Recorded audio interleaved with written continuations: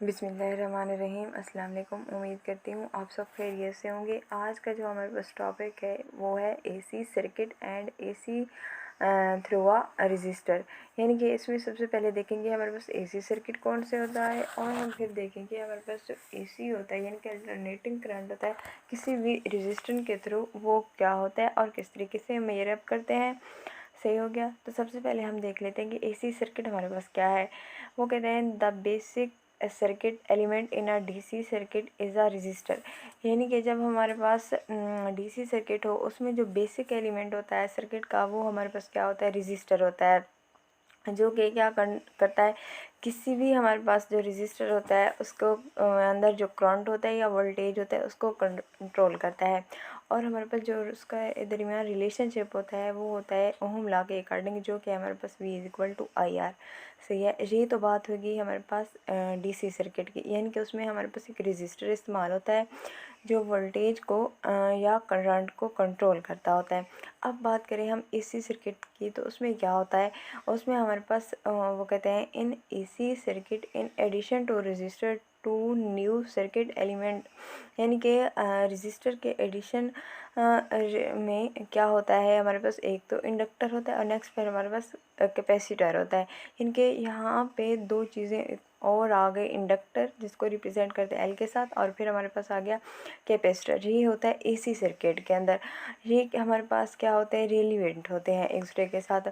फिर वो कहते हैं the current and voltage in AC circuit are controlled by the three elements. वहाँ पे हमारे पास डीसी सर्किट के केस में क्या था, करंट को और वोल्टेज को हम कंट्रोल रजिस्टर की मदद से करते थे। यहाँ पे हम तीन फैक्टर्स हैं तीन एलिमेंट्स हैं जिनकी मदद से करंट को और वोल्टेज को कंट्रोल करते हैं एसी सर्किट के केस में। वो कौन से हमारे पास, इंडक्टर है जिसको रिप्रेजेंट करते हैं एल के साथ, कैपेसिटर है जिसको रिप्रेजेंट किया हुआ है सी के साथ, और रजिस्टर है। वहाँ पे जस्ट क्या था, हमारे पास रजिस्टर था। ये क्या है, हमारे पास एसी सर्किट और डीसी सर्किट के दरमियान फ़र्क ये किस तरीके से होते हैं। ओके हो गया। अब हम नेक्स्ट देखते हैं। नेक्स्ट हमारे पास क्या है, एसी थ्रू अ रजिस्टर।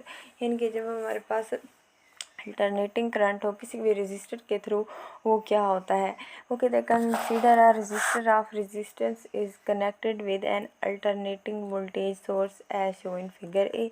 तो फिगर ए में हम देख लेते हैं, यहाँ पे डायग्राम नंबर ए में देखें हमारे पास क्या है, एक सोर्स है वोल्टेज सोर्स, ठीक है, जिसको नाम दिया हुआ है वी का। और हमारे पास क्या है, एक रजिस्टर है जिसको नाम दिया हुआ है हमने आर का, ठीक है, ये वाले डायग्राम। अब फिर वो क्या कहते हैं, नेक्स्ट देख लेते हैं। अब हमारे पास अब एक रजिस्टर हो गया, उसको हमने कनेक्ट किया हुआ है अल्टरनेटिंग वोल्टेज सोर्स के साथ। सही है। एट एनी टाइम, मतलब किसी भी टाइम पे the alternating voltage across the terminal of the register is given by. यानी कि हम किसी भी इंस्टेंट में, किसी भी लम्हे में जो अल्टरनेटिंग वोल्टेज है वो हमारे पास टर्मिनल पे क्या होगी, वो होगी हमारे पास V equal to V naught sine omega t. सही हो गया। यहाँ पे V क्या है, V हमारे पास peak value of alternating voltage है, ठीक है, और ओमेगा क्या है, ये हमारे पास एंगुलर फ्रीक्वेंसी है। नेक्स्ट फिर वो कहते हैं द अल्टरनेटिंग करंट आई। यानी कि हमारे पास जो करंट होता है इसी करंट, उसको यहाँ नाम दिया हुआ है आई का, फ्लोइंग थ्रू द सर्किट। वो क्या करता है, फ्लो कर रहा होता है सर्किट के थ्रू। सही है। उसमें हम क्या करते हैं, जो ओहम लॉ हमारे पास गिवन है उसको इस्तेमाल करते हैं। अब हम क्या करेंगे, ये जो हमारे पास V की वैल्यू है क्वेश्चन नंबर 1 में पुट कर देंगे, जो कि हमारे पास है I is equal to V naught over I sine omega T. इसमें अब हम क्या करेंगे, हमने V की वैल्यू पुट कर दी है। सही हो गया। फिर हमारे पास वो कहते हैं a comparison of equation 1 and 2 shows that the instantaneous values of voltage and current are the sine function। यानी कि हमारे पास जब कंपैरिजन करें दोनों इक्वेशंस का, यानी कि जो हमारे पास ए आई है और बी आई है, ये देखिए ये वाली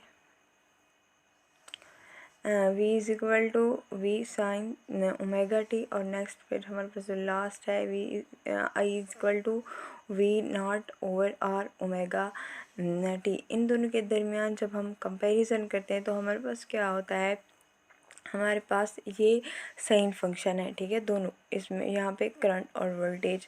और ये जो होते हैं इनमें ये जो रेजिस्टिव सर्किट है हमारे पास, उसमें हमारे पास ये इन फेज़ होते हैं दोनों। वो किस तरीके से, ये भी देख लेते हैं हम।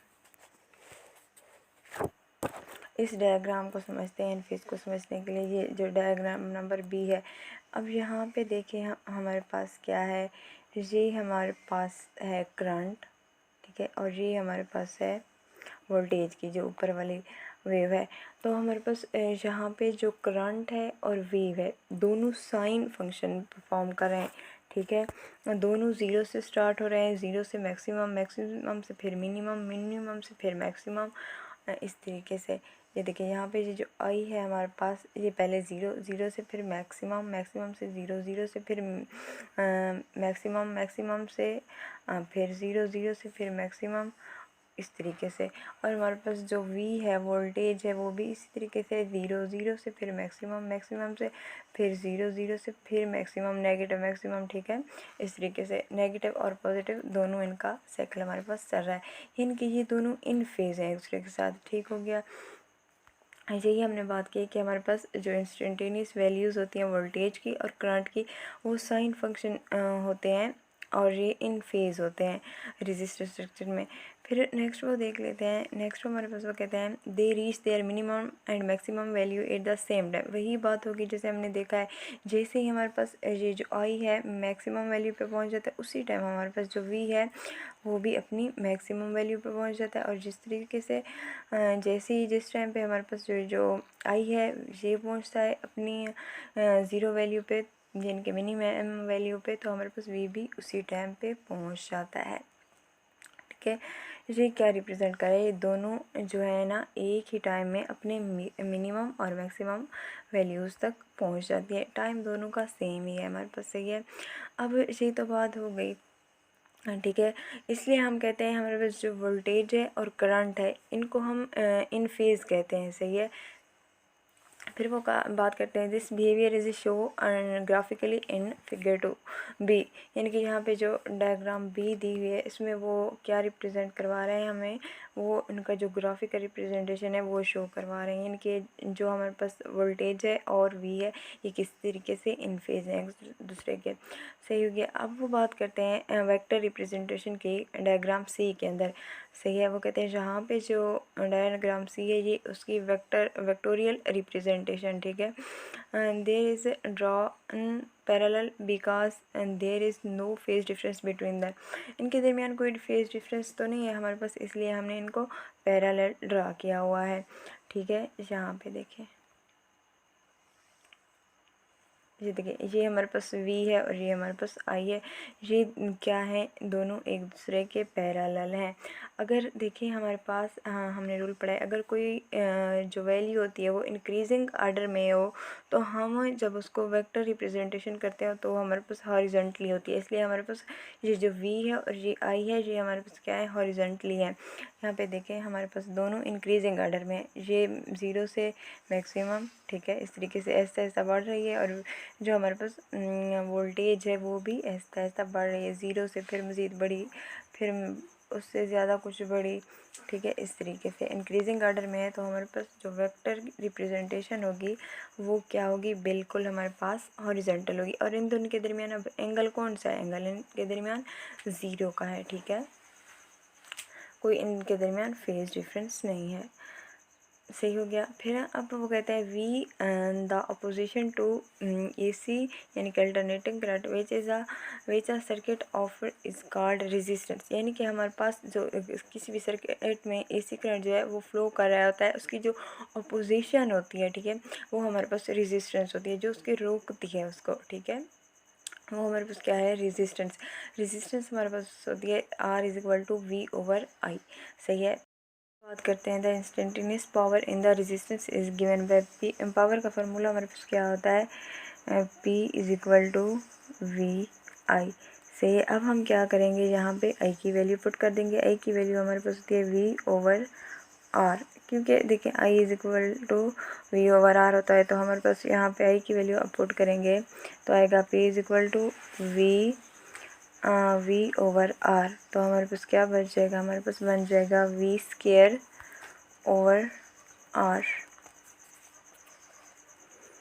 V²/R, जहाँ पे हमारे पास ये जो वैल्यू आई है लास्ट पे V²/R है। ये क्या है हमारे पास इंस्टेंटेनियस पावर है रेजिस्टेंस में, सही हो गया।